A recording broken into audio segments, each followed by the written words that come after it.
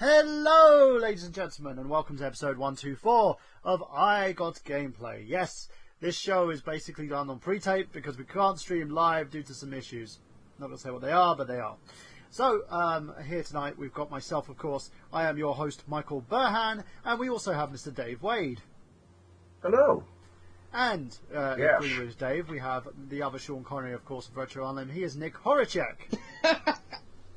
Yeah, only I don't beat my wife, so... So you know. And also, we have with us a special guest promoting the Shenmue 500k group. He is James Reiner. James!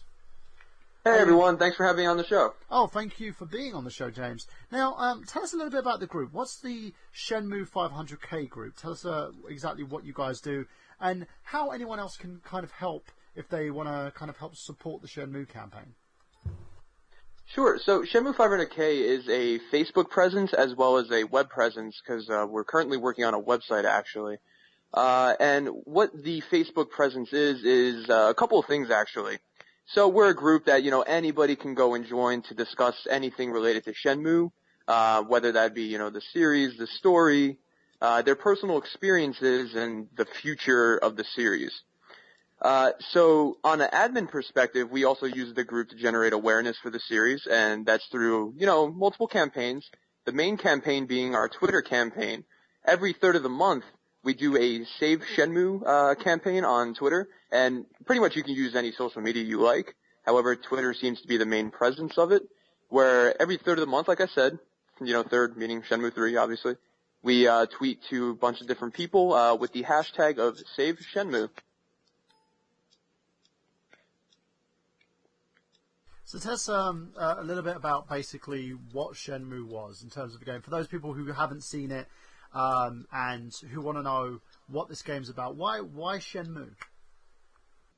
So Shenmue was a game that was originally planned for the Sega Saturn, but was actually released on the Sega Dreamcast in 1998 in Japan, and then later released in 1999 for all other regions. And what it is it's pretty much a masterpiece. It is the epiphany of game development from the game developer who is very, world-renowned, the game developer Yu Suzuki. And what the game is it's an expression of the power of the Dreamcast, in the form of a game that, some people would consider an RPG, action-adventure, but it's actually in its own genre called Full Reactivized Entertainment. And the game starts off as a story of a kid who runs home and finds his father murdered. And the game is, his quest on finding his father's murderer and uncovering the mystery as to why it happened. So tell us a little bit about why Shenmue, why the story was never completed. Because we had Shenmue 1, that was the original game, was the precursor. Then we had the second game released on the Dreamcast, but also ported to the Xbox and other platforms, but Shenmue 3 never materialized. So why did that happen? Why didn't they want to continue with the series?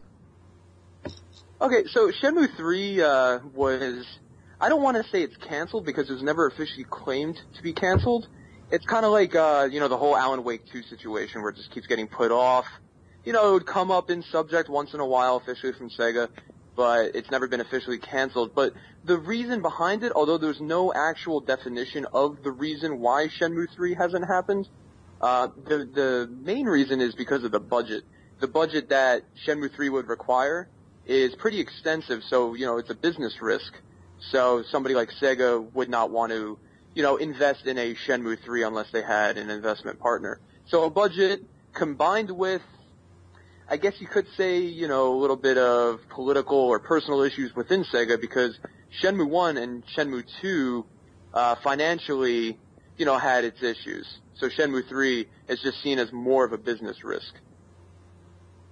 So tell us a little bit about, the first game initially. What kind of drew people towards Shenmue? Because for me, as a gaming fan, I loved it because of the intricacies of the story, and it was actually the first type of game that had more of an open world platform, as you had the character could go anywhere he wanted. You could play Sega arcade games in an arcade, and you could also play a few different games in game before you could actually continue with your missions or what you even needed to do. So tell us a little bit about that and why the great game was so revolutionary and also so well loved. Sure. So Shenmue, for its time, was groundbreaking. It was a game that a lot of people have never seen before, whether it's its graphical fidelity, whether it's the soundtrack involved, or whether it's the general feeling of how Shenmue just kind of drags you into it. For me personally, Shenmue kind of like dragged me into it because it was so immersive, and the visual fidelity just drags you right in. It makes it feel like it's a real thing. And I feel like that's what drew people in, because at that point in the game industry, you know, when you're jumping from, say, like, Nintendo 64 to PlayStation, and then you hop into a game like Shenmue, it's that alluringness of the fact that you haven't seen a game with that graphical quality that initially drags you in. And then once you get into it, when the story starts evolving and you start seeing what's going on, and then you finally get to control the character and you get that feel for immersion of how much the game makes you want to play it, that's what really drags you into it initially. So, in terms of like the game itself and the sales, how much did the initial two games actually make for Sega in terms of money? Because you know, for them not warranting a third game, it must have been a huge loss. Was it anything big? Well, the actual monetary values aren't technically publicized, so I can't accurately answer that question. The common thought was that the game costed $80 million, but that's actually been debunked. But I've heard ranges between $40 million to $80 million. Whether Sega returned a profit on the sales of Shenmue 1 and 2, that's never been officially stated. So I accurately cannot answer that question. It's only been said that Shenmue did have a flop on terms of return on investment. But like I said, the actual values have not been publicized as of today. Was it true that Sega lost the rights to the game? Because apparently they just let the copyright expire on the licensing for it. So what happened was the trademark of Shenmue, like the name Shenmue, was expired. So it's not like they lost the rights to the game. They merely lost the name Shenmue. So like I think the way it works, and correct me if I'm wrong because I'm not, I'm not an expert of copyright law. However, I believe now it's the case where any game can be called Shenmue because Sega doesn't have that exclusive name. But from what I understand about the industry, letting trademarks expire and then just reclaiming them is pretty common actually. Now, that can also lead to like a good thing, because it could be the fact that they're letting the trademark expire because they're planning something and then they're just going to retake it. So, yeah, it's not that they lost the copyright and that they can't make Shenmue. It's just that they don't have the exclusive claim on the name Shenmue. So going on from that, what did the fans want from the third game? Do they want it to like wrap the story up, or do they want a third game so that the series can continue? Because, before, as it kind of left off in the second game, the ending was kind of unresolved, and then Sega just went quiet on making any more Shenmue games. So they haven't said anything about it. It's left in limbo. What do you think the fans need to do to kind of get that out there and get it happening? So, as fans, the best thing we can do is show the demand for a Shenmue 3. So that's the reason why, places like Shenmue 500K, places like ShenmueDojo.com, places like Shenmue Master, we have these campaigns to generate awareness because we're just trying to say, hey, we want Shenmue 3, we're willing to pay for it, we really want this game. So that's pretty much where we're at right now. And we've generated so many great responses. High executives from Sony are aware of what we do because they've actually responded. And a news article actually came out that one of the Sony executives who's in charge of third-party marketing literally said that Shenmue is the most requested game on the Building the List campaign that Sony was doing prior to the PlayStation Experience event that was held in 2014, late 2014. Has Sony reached out to the original creators to basically see if they can secure the rights? For a while, before the Save Shenmue campaign, there was a campaign called Give You the Shenmue License, you as in Yu Suzuki. It later turns out that Sega is okay with allowing him to use the rights of Shenmue. The problem is finding an investment partner, as I stated before, because it's a monetary risk. So the only thing that they need is, an investment partner so that they feel comfortable giving the license out and allowing the third game, if not the rest of the series, to be made. So, was there ever a Kickstarter on this? Sorry, that's a really obvious question, but was there ever a Kickstarter or an Indiegogo campaign? Anyone ever set that up? I'm not saying, there wasn't, but I just out of curiosity, surely that would have created a massive sort of stir. So a crowdfunding campaign kind of splits the community's opinion half and half. There's potential pros and cons. I mean, as with anything. So no official Kickstarter or Indiegogo or any type of crowdfunding campaign that was official ever happened. But there have been people that made, let's fund Shenmue 3, but they get shut down because obviously they don't have the right to be able to make a Kickstarter to do that. There was an interview with Yu Suzuki where I believe it was in mid-2014, I believe, where he was actually asked about crowdfunding because Yu Suzuki... Yeah, that's where the question came from. I had a nagging memory, something like that. He was... or gave a statement on it or something, like you said. Yes, so he said that he was given information or, he was given information from the creator of Mega Man, Inafune, regarding how Inafune was able to fund Mighty Number 9. And Yu Suzuki said, yes, I've, heard of crowdfunding and it's an interesting subject, but there was no official statement made as to whether or not he would follow that, that path, that crowdfunding path. Now, personally, what my opinion is on the whole crowdfunding situation, it kind of scares me a little bit. Because I feel like there's such a huge demand for Shenmue 3, but when, your mouth comes to money and people don't want to pay into it, despite the fact that they want it, because you gotta understand, crowdfunding is a risk. When you're giving money and you don't know if you're actually getting the product back. So some people wouldn't fund because of that. Now, I feel that that's going to create a false sense of demand for the game, and that bothers me very deeply.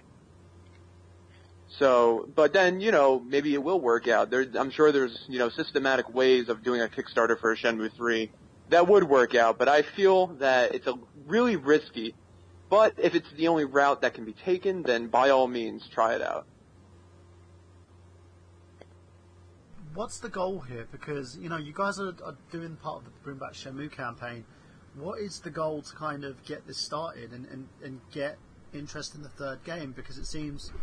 you've got a group together, people want it, there's a need. Why isn't Suzuki taking the logical steps to kind of get the game done? I believe it's not a problem with Yu Suzuki just because since he left Sega, I don't feel that he's directly involved with the highest level decision making as to whether or not they're going to pursue. Obviously I don't work for Sega, so I can't actually claim that to be true, but that's just what I think. I believe it's just getting Sega to feel comfortable with making the series. That's the only problem that sits between us and a continuation of the series. It's just getting Sega to be like, okay, we're going to focus on Shenmue, we're going to finish the series, let's do it. But like I said, then you start hitting all of the business risks, because Sega is a company. Obviously they need to make money, and I'm assuming that from, whatever numbers they're running or previous feelings about the series, they don't want to do it because they feel that it's too risky. I think it's safe to say as well that Sega don't write the checks they used to. I mean, that's accurate. They won't drift outside of Sonic territory very often because they're coming back to what you said, mate, which is they're so terrified of not making money on something. Well, they also go directly to PC now and apps. Sega have actually stated they're not making console games anymore. So that must leave things in a bit of limbo, especially on the fact that, the only company that seems to be doing console ports is Atlas, who are allowed to do their own thing even though Sega purchased them a while back. Yeah. So with this decision being made, it just sounds like Shenmue it's never going to happen. So, what will it take for another company to take the rights on, like Sony, who actually want to give Shenmue a nice home, in a sense? Well, I believe Sega, like, they're not biased. They're not going to be like, oh, we don't want you to give us money to make the game. I feel like if any company approached them with the funds they need, they would just partner with them to make it. Because Sega ultimately can, just decide who they want to do it with. I mean, obviously, like I said, I don't work for Sega, so I don't know how their internal relationships are with other companies. But I feel like at this point, since they understand there is a demand for it, I think, like, if any company just walked up to him and said, like, hey, here's $500 million to make Shenmue 3, 4, 5, and 6, I'm sure they would just jump right on it. So let's talk a little bit about kind of the fan awareness. What are the fans doing right now to kind of get this moving and get this started? The Shenmue kind of, the 500k, for instance. You've got the big group, you're still trying to sort out the website, you've got the Facebook page done. What are they doing to kind of immerse themselves and also directly try and get this from happening? How can someone like myself join up and help? Sure. So since we are a Facebook group, obviously there's a lot of implied social media interactions between all the group members. So the main focuses are to generate awareness, to all the major companies out there who could play a role in the continuation of the series. Through hashtagging, specifically the hashtag Save Shenmue. That's how we generate awareness through social media, and that hashtag is, sent to many different executives. I'm talking like Adam Boyce, Gio Corsi from Sony. I've seen many people tag Shigeru Miyamoto. I've seen many people tag Phil Spencer from Xbox, and we've gotten responses from all of them. Phil Spencer tweeted out directly to all of us. Like, I've gotten direct responses from websites like Giant Bomb. So we know that people are watching, and the magnitude that the hashtag gets is, it's in the tens of hundreds of thousands. So that the awareness, it can be generated just by using, specific hashtagging and sending it to certain people. Now, other than that, the internal group workings, things like morale and all that, are generated from everybody, coming together and talking like, hey, we love this game. This is my experience. This is your experience. What do you guys think of this? What do you guys think of that? Personally, me and, a handful of other people also create mods for the game to create new content, to keep generating that awareness. Because, like, for instance, I'm currently working on a new gameplay mechanic to add into the game. And when that hits, people are going to be like, wow, what is this? I've never seen this before. And then they'll start joining in and commenting. And that's just going to create, a nice solid base. And as that solid base strengthens, we get more people doing all of the external campaigning to generate the awareness. So it's like a really nice cycle, We get people to join. Everything looks cool in the group. They then, find out about all of the campaigning we're doing. They join the campaign, and that drags more people in when they start seeing that. So it's a nice cycle. It's a nice model. And it's been working. Looking at the actual Facebook group, like, we've, rise 1,000 members easy. Like, for instance, in the past 4 months, we went from, like, 17,000 people to 24,000 people. So, Let's talk about the interesting stuff about the game as well, because obviously there's mods that are out on the internet at the moment that are that you can add to the game to kind of like liven things up a little bit. So let's talk about those a little. So tell us what kind of modding experience can you do to the Shenmue games to make them like to add interesting elements to them? Sure. So the way Shenmue works particularly gives a lot of room to being able to change things, whether that's like swapping characters, rewriting subtitles, redubbing the game, whether it's like hacking how the physics system works to make things wonky, like making people fly, making cars fly. So you can, a lot of people like make mods to make like these funny situations. Like, for instance, there's a modder who goes by the name of Blue Mew, who is a friend of mine actually, and a colleague of mine. We plan to work together on a pretty interesting mod that I can't really talk about just yet. But for instance, like, he'll take a dog, right, and then hack its character model to give it like a human head, and then he'll have Rio interact in a cutscene with that dog and just change the subtitles and just make like a really funny sequence. Yeah. And that then becomes a video that gets posted to the internet, and that gets shared to the group, and a lot of people are like, wow, that's hilarious, and then, it just generates a lot of positive awareness. Some other mods that exist, aren't really, they're mods, but they actually unlock content in the game that's there, but it's never seen in the game. So, unused assets, which is something I'll get into further into the discussion. So those mods also generate awareness because they actually kind of tell us a little bit as to where the series is going. And then, you also have your proof of concept mods. One that comes to mind, there's a mod that I'm working on called the bike mod. And what that does is allows Rio to ride a bicycle. And the reason why I'm working on that mod is because that ability, that gameplay feature was actually present in earlier alpha and beta builds of Shenmue and was actually taken out of the retail version. But by looking at all the files at a hexadecimal level, looking at all the internal workings of the files and how they work together, I actually found out that you can just re-add that feature into the game by just kind of changing things around, and that's what I'm working on right now. And once that's done, that's a whole new gameplay mechanic. Something for people to just mess around in, to experience Shenmue, as it was before, all the cuts were made to the game that were necessary.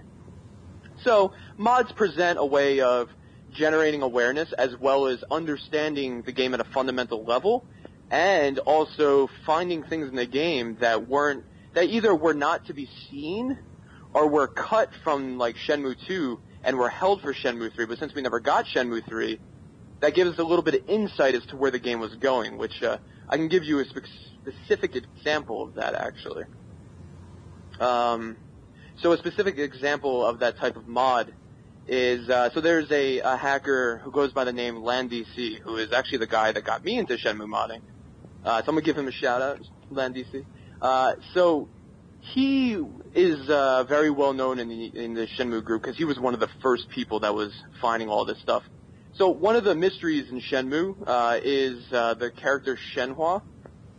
And at the end of Shenmue 2, you find out that she has this mysterious stepfather. And we don't know who he is. We don't know what he does. He's never talked about. We only know of him as this guy that we were supposed to go meet, and we never found him. And then the game ends. But by converting the texture files in the game into viewable photos, LandDC was able to see the kanji, and from that kanji they were able to actually translate what his name is. And I guess I can confirm that right now, what her stepfather's name is, and his name is Zongshu Yuan. So that is the name of Shenhua's stepfather. That's never found out in the game, and it's only found out by hacking the textures and translating the kanji that's found on it. So, it creates a really cool interest in the series because that story that we're longing for, that Shenmue 3 story, there's little subtle details in the files that tell you about it. So, yeah, it's pretty cool. So, in terms of the mod in the game, so people use it mostly to unlock other assets in the game and also to create little bits and pieces. Has any of the fans attempted to maybe even utilize those assets to make another game? Yes, actually. That's currently a project that I'm not really in the power to talk about, but there are a couple of fan projects in the works right now, two of which I'm directly involved with. And actually, I'm sorry, one of them was actually released. We've been porting Rio to different games. Recently, there was a guy who is pretty famous in the Shenmue group, somebody I really look up to, and his name is Espiral, and he recently ported Rio Hazuki into Dead or Alive 5 last round for the PC, which actually got front page news on a couple of websites, which was pretty cool. That was actually done by taking model files from, it was either Shenmue or Sega All-Stars Racing. I'm not actually sure as to, which game he took the textures from.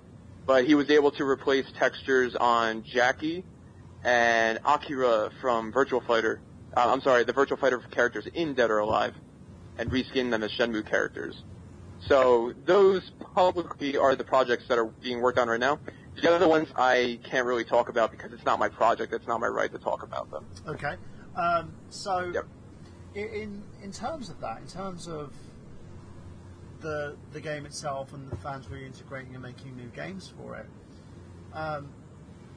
has there been any concern from Sega about any of these projects, or have they just been do what you like? Nothing that I know of. I was contacted by Sega once, but I feel that it was kind of a spam email, to be honest, because I never got any official notice about it. It was just an email. As far as I know, none of my colleagues, none of my partners, and nobody that I've ever heard of has ever gotten anything like a DMCA takedown notice or a subpoena even from Sega for anything they've done. So as of right now, I cannot confirm any, takedowns from Sega for any type of fan projects related to Shenmue.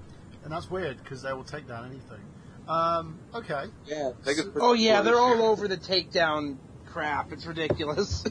So. Yeah, I'm surprised my Shenmue videos don't get hit because I'm always using music in them and all that. But I guess because they're not monetized, I guess they probably wouldn't tackle them. So let's find out a little bit about you. What got you into the whole Shenmue movement in the first place?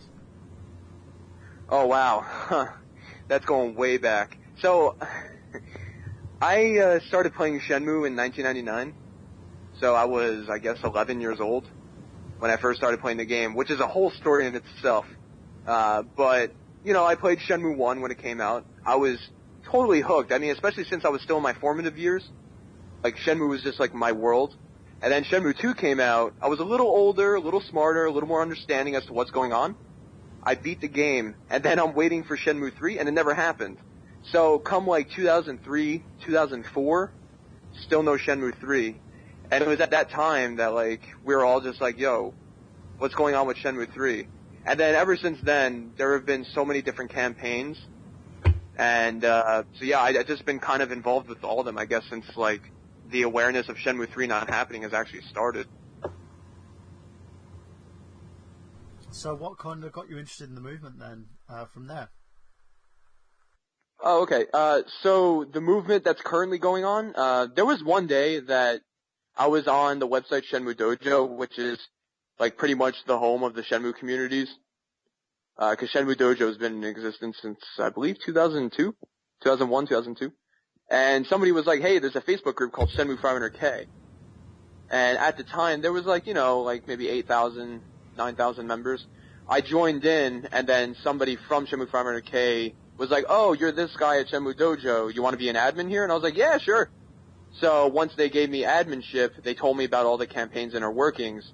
And I didn't actually hear about them beforehand because I believe they were just in their infancy of creating the campaigns. And, then I took my admin rights and I helped them work on the campaigns, and, ever since it's just been going on.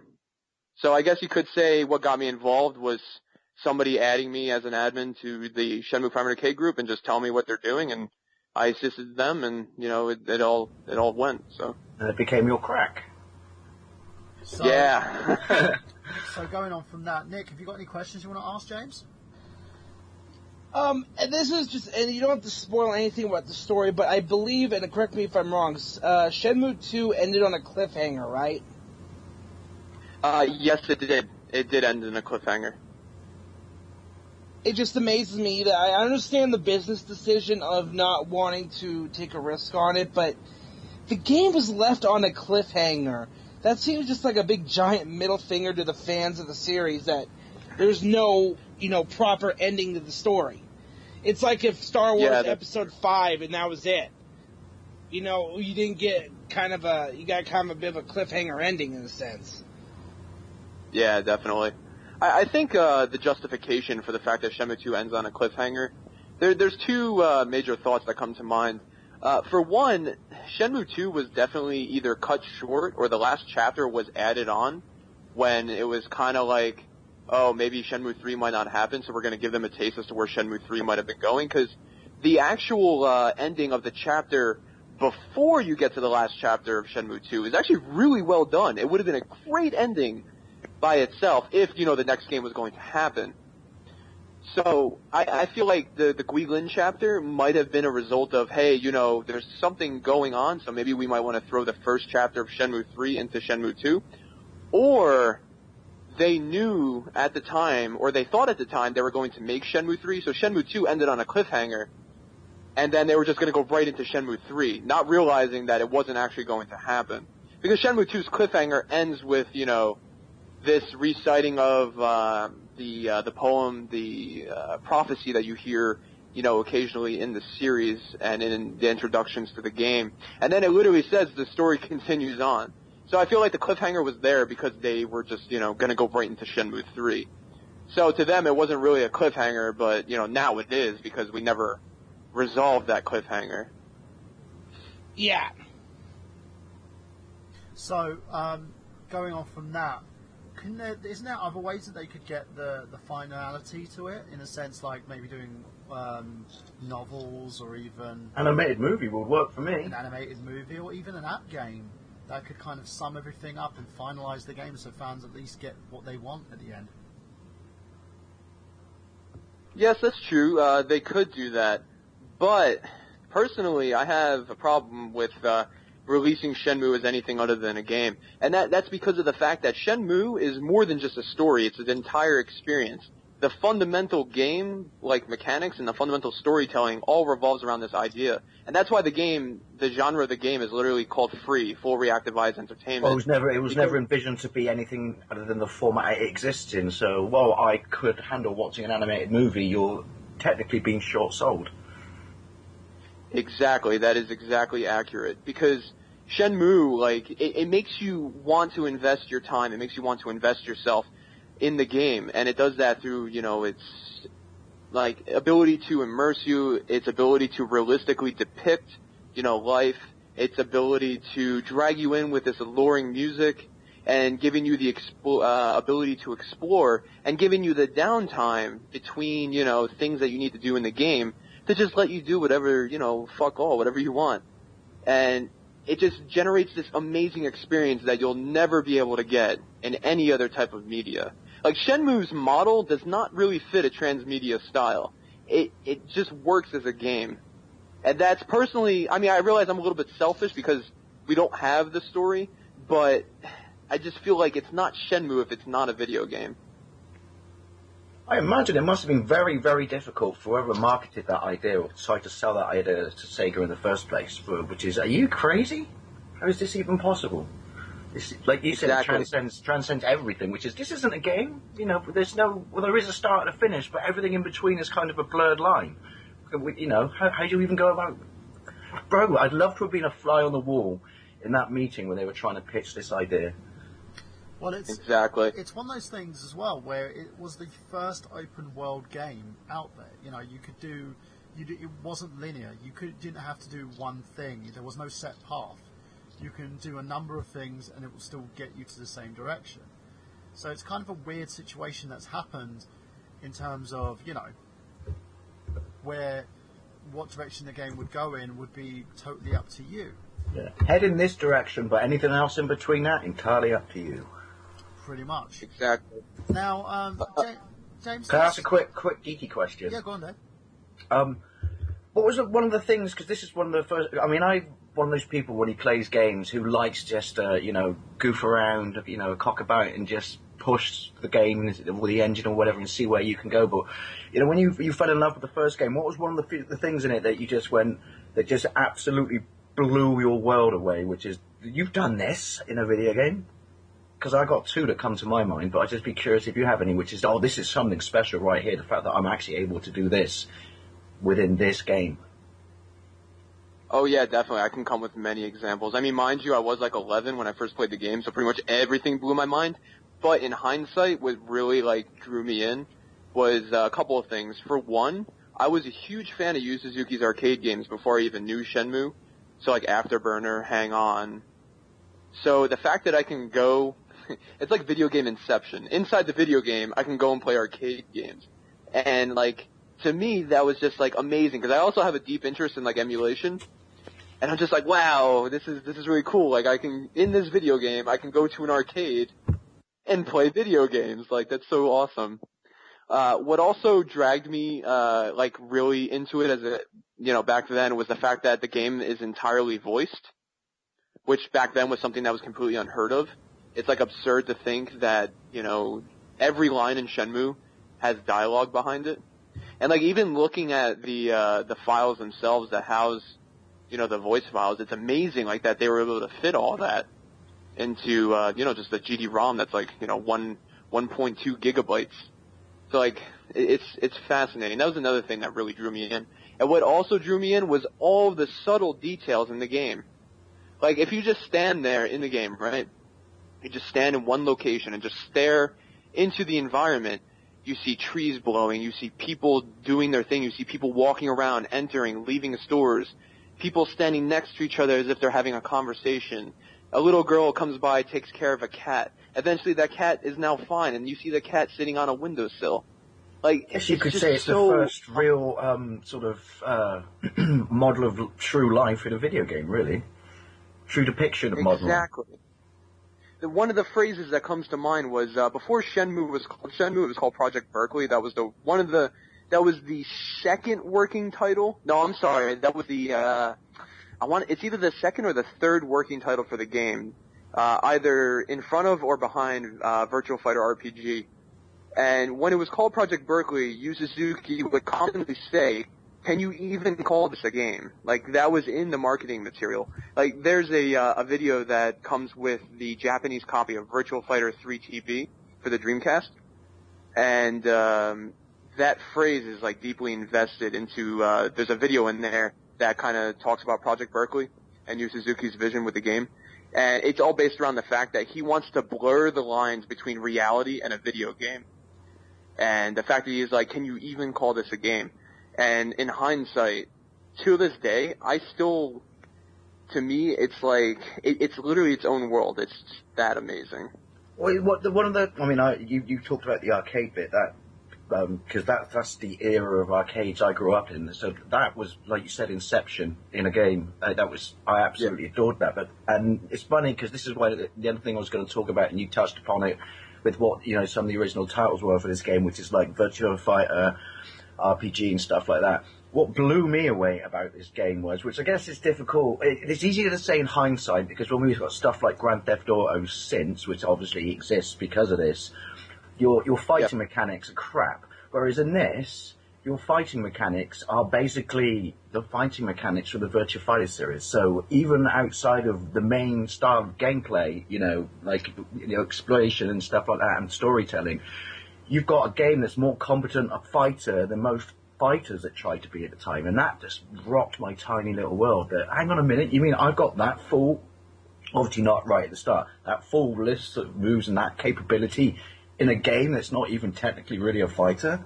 That blew my face off. Yeah, it's amazing. I mean, it all falls into the fact that it's trying to simulate, life. In the story, Ryo Hazuki is a martial artist. He's the son of a master of a martial art. So thus, in the story, obviously he's going to be good at martial arts, so they compensate with that by giving you a full VF system. Not to mention, Shenmue was originally supposed to be Virtual Fighter RPG. The story was supposed to focus around Akira. So, obviously, that's gonna that's gonna put the possibility of a fighting system evolving, with the game itself, so thus the game has a fighting system. So, Nick, you got anything else that you want to say on this? I got nothing. Honestly, I want to get into Shenmue. I just need to find the game at a good price. So yeah, let's talk about reselling. James, have you seen anybody actually purchase or sell Shenmue? How much is it going for at the moment? So I see the prices range actually, because since Shenmue is a pretty popular game, people try to label it as like rare on eBay and sell for a higher price. But, Shenmue obviously is a priceless game, but if you were actually put sorry, that was really corny. No pun intended. God damn. Sorry, that's the beer talking, alright. So I've seen people sell it for, from $15 to $15 US, to anywhere up to like $600 US, depending on which build of the game it is, whether it's signed or not, what condition it's in, and which region it's from, because Shenmue is actually pretty different per region, believe it or not. The games actually differ a little bit. So, I got a really horrible confession to make right now. My copy of Shenmue 2 is because I have a Dreamcast, thanks to the lovely Mr. Burhan here. My copy of Shenmue 2 is the Xbox one, but it was just for me. It was problem. It was the most affordable way. Coming back to what you said, but it was the most affordable way to get it. No, I totally agree with that. Actually, for me, the Xbox version was the first version of Shenmue 2 I actually played, because in the U.S. we never got an NTSC release, thanks to Peter Moore, but that's a whole other story. Plus, it comes out really little nice extra DVD where you get the first game recaptured, or retold. Well, not it's like the start of a show which is previously on Buffy the Vampire Slayer, but you get the whole of Shenmue told to you on a bonus DVD disc. So it was basically saying, here you go, people, here's a jump-on point if you've never played the first game. It was all accessible, is what I'm trying to say, basically. To me, it's like an 80s montage, like an 80s movie montage, because that DVD, like I hate to say it, is very poorly put together. And actually, going back to my previous statement about how Shenmue doesn't make a good movie, that DVD is a perfect example. Because Shenmue, tries to be, a simulation of life. And when you just break that down into segments, it just doesn't feel like it makes sense. Coming from somebody, who has seen pretty much everything in the game, not to mention that DVD doesn't really cover, a lot of the really interesting parts of Shenmue. It just kind of gives you a general overview, but it allows you to miss so much. But actually, the Xbox version of Shenmue 2, a lot of people don't like it for a couple of reasons, because for one, it's kind of like a port of the Dreamcast version, so there's a lot of problems with it.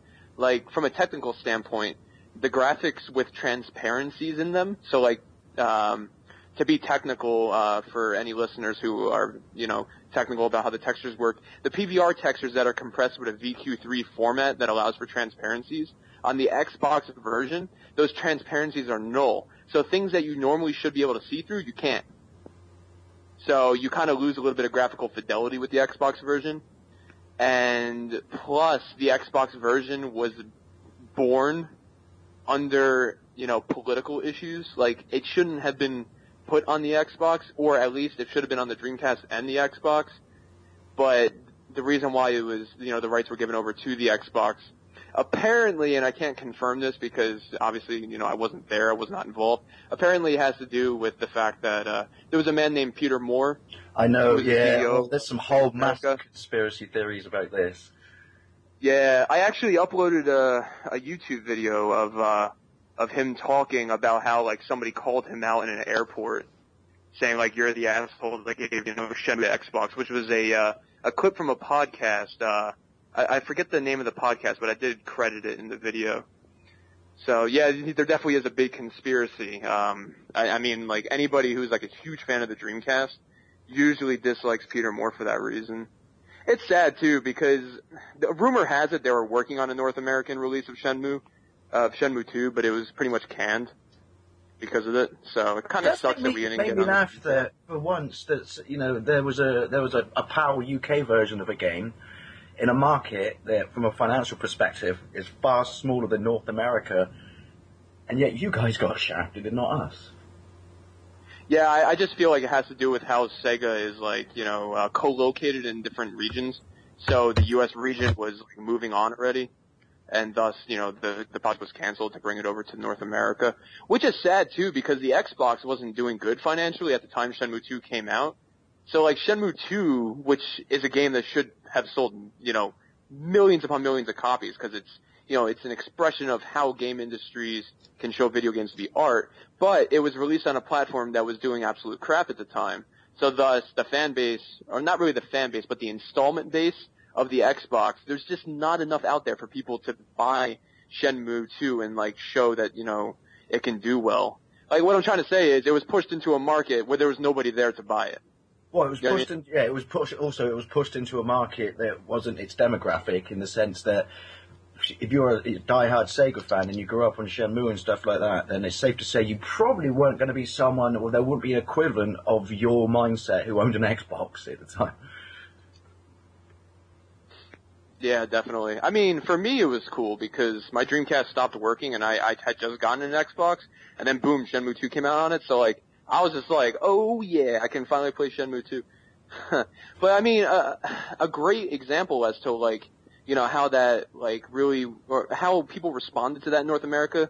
There was, you know, such a massive like increase in importing Shenmue 2 from the UK into the US. Like back in like those days, every GameStop had multiple copies of the PAL version of Shenmue 2 with an actual boot disc to boot it on a, you know, a North American Dreamcast, because obviously it's region locked.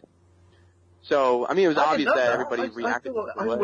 My brain just always went with the idea, with, like, what I did with my Japanese Mega Drive, which obviously is decades before, which is you just grey imported it. But actual genuine, you know, high street retailers were selling copies of the PAL version. That's amazing. That's unheard of. That must have been a precedent at the time. Yeah, because the Xbox itself was region locked until people found out how to mod the thing. Yeah. Yeah. Modding the Xbox and the Dreamcast, that was a very fun time. Oh, I remember how was the last time I turned on my Dreamcast? It was probably, I think I played some games on the anniversary of the Dreamcast this past year, but that was it. I gotta try and get a copy of Shenmue.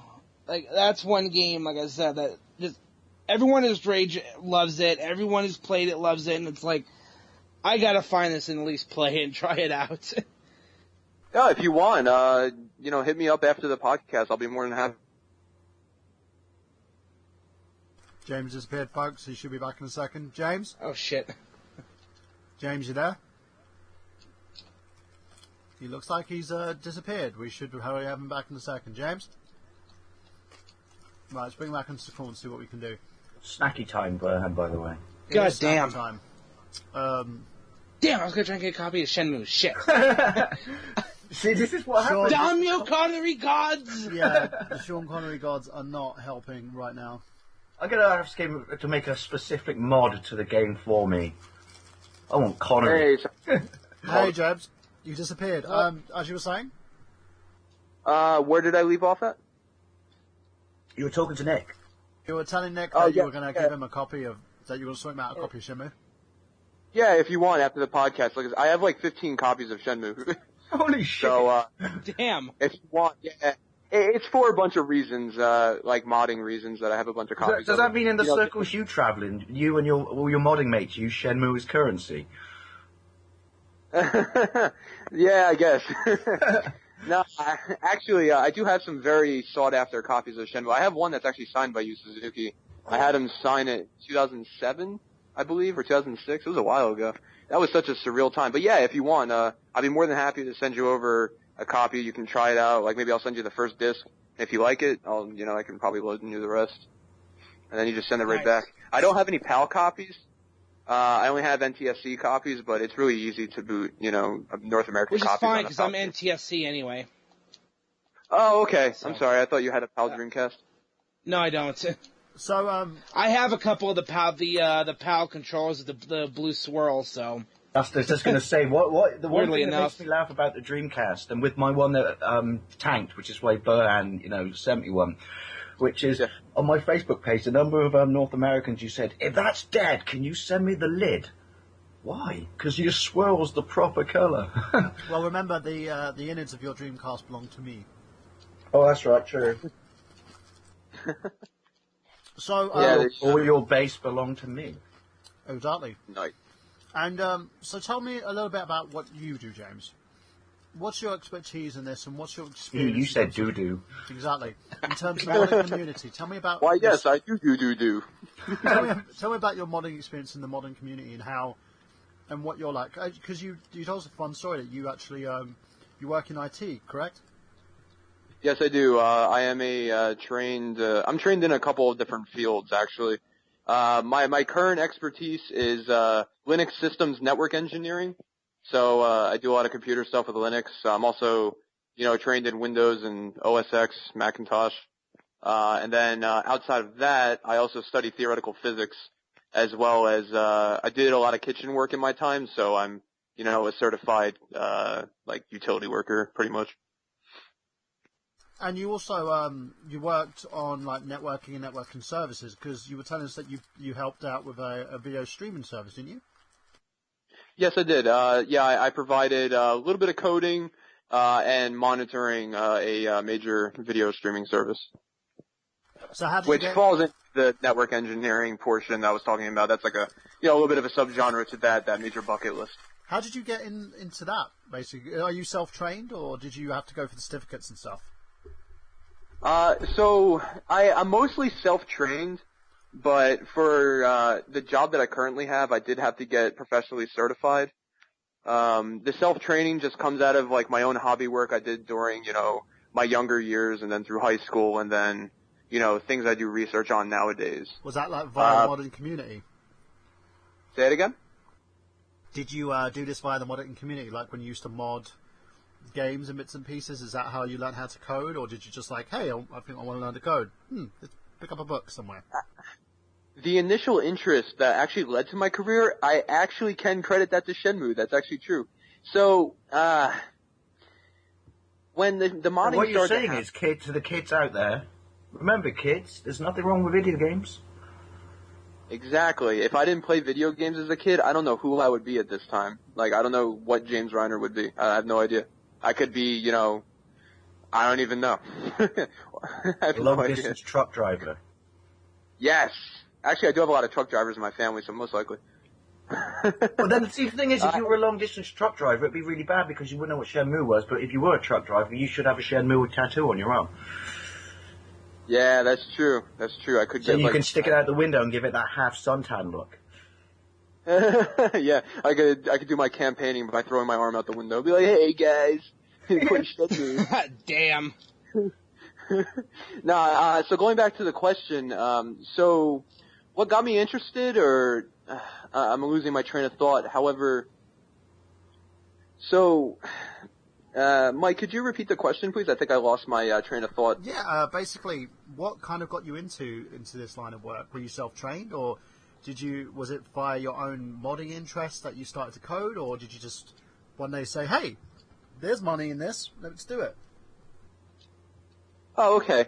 So initially I did have a computer at a young age and I was pretty interested in it, but I was, not as interested as I probably should have been.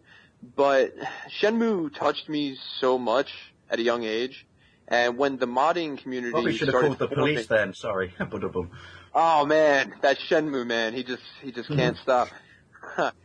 So when the modding started to happen through the likes of, the veteran Shenmue Dojo members such as Len DC, Q, and anybody else who I failed to remember at the time, when they started pumping out material, it got me so interested because I was like, oh my god, this game has things that I've never seen before hidden inside of it. And to me, that's such an interesting thing.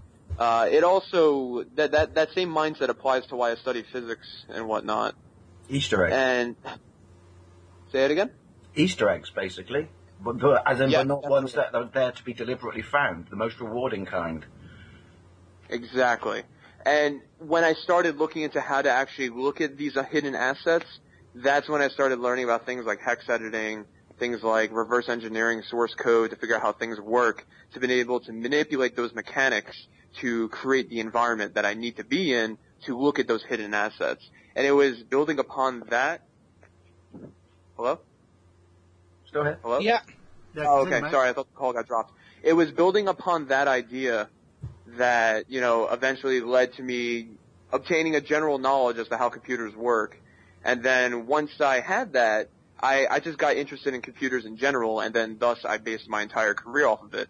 So you could pretty much say my entire career, everything that I'm trained in, is all from Shenmue. Give the guy a job, Sega, just saying. So in terms of, like, the work that you do now, you also freelance on your own, don't you? Yes, I do. I do freelance, not as much as I used to, but right now I only do freelance work as, pretty much either a consultant if you, need help either building a network, or if you need help building a computer, if you need help figuring out problems. Then I also do a little bit of freelance, I guess you could say like a Mr. Fix-It. Like people will call me and be like, hey, something's wrong with my computer, and I'll just come over and be like, alright, let me figure it out, let's see what's going on. And that's pretty much it. Everything else would be considered going against my company. So that's the only freelance work that I do at this time. So, in terms of your obsession with gaming, is it strictly to Shenmue, or do you play like other games? What's your platform of choice? Ooh, I play a lot of video games. I'm just letting you know right now. Shenmue is my number one, obviously. But I also, even almost at a professional level, I've been playing Dance Dance Revolution for about 14 years now. You must have some sick moves. Yeah, I did hold a couple of world records at a certain point, but they've been since broken. I do have the unofficial claim to the world record of Dr. Wario, because I believe I'm the only person to beat level 99 in that game. Other than that, I'm hugely addicted to Halo, the original Halo, which I'm also heavily involved with the modding community with that. Nice. I'm also very into Half-Life, and I am also horribly obsessed, but close to the point of where it's Shenmue level obsession with Mortal Kombat, actually. Nice. So those are my mains. I also played, a couple thousand hours of Morrowind, and I'm also, and I don't know if I should be saying this because people give me a lot of flack for it. I am a huge, huge, huge fan of Final Fantasy X too. Controversial. Wow. Yeah. See, I have not finished that one. I really like 10 though. Yeah, 10 was fantastic, but 10-2, like, there's just a lot of reasons why I like it better. Like, 10 is a perfect game, don't get me wrong. Final Fantasy X is fantastic, the soundtrack, the game, the immersion. Mm-hmm. But 10-2 just has this weird alluringness to it that I just don't find in many other games. And I think it's because it's not afraid to do what it has to do. Like, 10-2 is a really good tell that by its title alone. Yeah. Yeah. Yeah, I have a slight obsession with Mortal Kombat myself because I find that the new games from 9 and 10, the story is so sublime. It's just got an amazing story to it, and you never usually see this in the type of Mortal Kombat games. You know, for Mortal Kombat, everyone expects it to be punchy, freaky time. So it's a very different kind of game from what it set out to be previously. Yeah, definitely. I mean, Mortal Kombat has a lot of... It's just nice to be able to kill Superman for once. I'm quite surprised they left the finishing moves in against DC characters, but... Yeah, Mortal Kombat definitely, like, has a lot of lore in it. It's kind of not really implied, though, in the first 3 games. But when you get, like, really into it, like, MK's lore, it's really cool, too. It's very interesting. There's a lot of it. Especially now, like you said, MK9 and MKX. Their story modes really elaborate on it, despite the fact that it's a different timeline. A lot of the bases for all the interactions between the characters are the same, so you can kind of get a feeling for the lore there. Yeah. By the way, just off the cuff, I've just come up with the greatest thing to wear more awareness for the Shenmue, Bring Back Shenmue campaign that you could put in the Facebook page, which is, I do Shenmue, do you? I think it's pretty catchy. Or Shenmue touched me in all the right places. Yeah, I'm gonna take a photo of myself and just make a meme out of it. Yeah. Shenmue touched me in all the right places. It's like a big smile. Oh my God. I'm gonna go dark now. You could hold a doll up and go, so show me where Shenmue touched you. Oh my God. Dave's White's opinions do not reflect those opinions of the Shenmue 500K or I Got No, be perfectly honest, my opinions don't even reflect my own opinions sometimes. So, it's his gimmick. He goes very, very dark. Last but not least, James, where do we lay in terms of the hope of Shenmue coming back? Do you think it's going to happen? That is really the burning question. I think, whether it's from, my own thoughts, my own biasness, I think that, I believe Shenmue 3 is going to happen. So, what we do, we started this, on this episode, and we're going to be carrying this on for next week when we do an interview with Fungo. James, what games are you currently playing? Currently, I'm playing Mortal Kombat X. I system? just finished PlayStation 4. I got it on Xbox One. I don't have a PS4, so... I don't have either. Stop rubbing it in my faces. It's damn. They're pretty much the same console, to be honest. They're Yeah. almost no different except for the GPU. Really, except the controller. So Yeah, definitely. Aside from Mortal Kombat X, I'm about to start playing Alien Isolation. I had just That's finished amazing, Snatcher on that the game. Sorry, that game is amazing, but you got to play it only at night and with all the lights off. Because it will probably shit you up. I intend on playing it with the Oculus. It's I'm gonna probably have a heart attack. Very few games have ever scared me, apart from the original Silent Hill and Resident Evil 2. But yeah, I completed Isolation, and it was it's like more games should be like this. It's not a game; it's a total experience. Plus, people, if you go to your local supermarket right now, at least in this country, you can pick it up for £18. And Dave, what are you playing currently? I'm stuck in the middle of, I'm recampaigning, because I'm old school and cheap like that, I'm recampaigning Battlefield Bad Company 2 because I had so much, and it's my favourite entry in the series, because I had so much fun with Battlefield Hardline and don't understand the hatred it got. Thought that game was absolutely amazing. Nick, what about you? a lot of Mortal Kombat 10, trying to finish the story, trying to finish Strider on Xbox One, and then I'm going to move on to Rayman Legends on the Xbox One, Mortal Kombat DLC. So I'm pretty much all over the place. Nice. So no Supercard then? Oh no, a lot of Supercard, but I think that goes without saying. And myself, I'm playing the new Mario Kart 8 DLC Pack 2. Just recently downloaded that. 200cc is a fucking bitch. I mean, ridiculous. Brutal. Holy shit. If you want to play like you're in a pinball game, that's what 200cc is. I don't know any... I tried to freaking, like... do like speed jumps and stuff, and I just fall off cliffs. Try playing 200cc Rainbow Road, and I don't mean the other two Rainbow Roads, like the N64 one or the Rainbow Road for the current game. Play the Rainbow Road for the NES that came in DLC Pack 1, and I will guarantee Super Nintendo, yeah. Yeah, you will die. You will die. A lot. A lot. Oh man. And I'm also playing I haven't Dragon touched Age. it. Oh, I'm playing Dragon Age Inquisition as well. And James, if you want to add me, I will give you my links to like my PlayStation, my 360, and also Wii U. And also, do you have a YouTube channel that you wanna plug to everybody? Sure. So I would like to plug three YouTube channels. So there's the main Shenmue Dojo YouTube channel where you can find many, many different videos regarding Shenmue, including pretty much the entire official soundtrack with extended versions, so like 2-hour versions of most of the music in the game. Then there is the YouTube channel for one of my colleagues. His name is Blue Mew, which is also the name of his channel. So it's youtube.com/BlueMew, BLUEMUE, like the end of Shenmue. And he makes a lot of great mod videos. He also has a collection of, entire dialogues from NPCs. So like there will be like an NPC, and then he'll take every single word that they'll ever say to you and make a video out of it. And he makes, like videos of uncommon things you can discover in the game.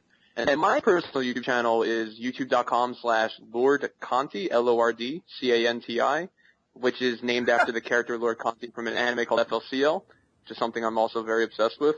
Sorry, and what I do there... Oh, he didn't go to the dark place, did he? Lord Conti. The YouTube channel originally started as a repository for some of my personal videos, but I had then since made it into a gaming channel with a focus on Shenmue. However, I do cover other games, and then I also port my Twitch VODs to that channel. And make sure you put all of these in the doohickey down below. Of course, yes. And you can also, basically make sure that you get all these in the doohickey down below. Now, Dave and Nick, where can we find you both? All right, You just made it sound like we're dating. But... Yeah, yes, you are. We should call you Dink, as in you're a couple. What the hell's Doink, then? Well, if you want to doink Dave, do it in private, honestly. You ain't doinking me unless you buy me a steak dinner first. Well, in Dave's rules, you've got to buy him a kebab first. I had one yesterday. I had pizza tonight. My cholesterol must be through the roof. Maybe I think you probably don't want to doink him then, because it'll probably end up like we're looking like an I'll explosion. clog your veins. It would be an Good explosion. God. An explosion would probably I happen. can't feel my legs. Get to the chopper now. So yeah, where can we find you both? Alright, you can find me over on YouTube at the Gaming Pegasus 187. I'm on Twitter at Gaming Pegasus 187. I'm on Facebook at Nick Horacek. I'm on Xbox Live, Wii U, Instagram, Supercard at Pegasus 187. I'm all over the place. I'm on Slamcast every Friday night. I'm hosting this, doing the live or the pre-tape for I Got Gameplay next week and the Slamcast duties next week since Burhan will not be available. Brandon will be back, but now we have no Burhan. Yeah, you'll be Burhanless. Because I'm going to be at 5 a.m. Friday morning. I'm going to be meeting Stephen. Does that mean you don't have love handles? You have burr handles. I don't even have love handles anymore. I gym so much that my love handles are gone. How does Jim feel about this? Sorry. Yeah, he doesn't mind. But yeah, you want to find me? You can do. YouTube.com/TheNerdGenius. Next week's episode is going to be a pre-tape. We've got Fungo on, and he's going to be talking Bloodborne. Can I plug? Also, YouTube.com. I Got Gameplay as well, if you want to check the show out. This will be uploaded to the Retro Unlimited Network, of course. And Dave, where can we find you? I'm not going dark. I think I went dark enough just now. You can find me on YouTube at Lawn Boys Post 1975. If you like your retro games, your modern games, a good old-fashioned vlog, waffle, pick-up videos, or just me chewing the cud and talking utter bollocks with a can of beer in my hand, find me there. And you can also find me on Facebook at Dave Wade. Also, you can find us on I Got Gameplay, Facebook.com I Got Gameplay. Our Silent Hill Kickstarter is going to be debuting next week. So make sure that you're there, guys. We're talking... We're going to basically have the Bloodborne episode with Fungo, of course. If you want to find out my opinions on the new Batman vs. Superman trailer, you can do by going to Xander Scullion's YouTube channel, youtube.com/Xander Scullion. And you can check out a video we've done, which is episode 2 of E-Tank, where myself and Xander will be discussing our top 5 things about the Dark Knight teaser trailer. With the exception of the Jared Leto's Joker poster, which looks... Oh. He looks like he's doing an impression for Home Alone. I have no idea what the fuck... He looks like he's directly injected crack into his gums. I know. It's just... Well, if you want a little bit of a reprieve from that, go to Sasha Banks' Instagram. You're welcome. Okay, I'm gonna do that. Can you post me her Instagram link at the bottom there? Because, you know... Yeah. So... I just found out... Ladies and gentlemen, boys and girls, thank you to James Reiner for joining us tonight. And thank you very much, mate. It was an absolute pleasure to talk to you. Yeah, and make sure you go to the great. Facebook 500k group if you want to learn more about Shenmue, of course. So, what's the link to the Facebook group, James? It is facebook.com/Shenmue500k. So make sure you check that out.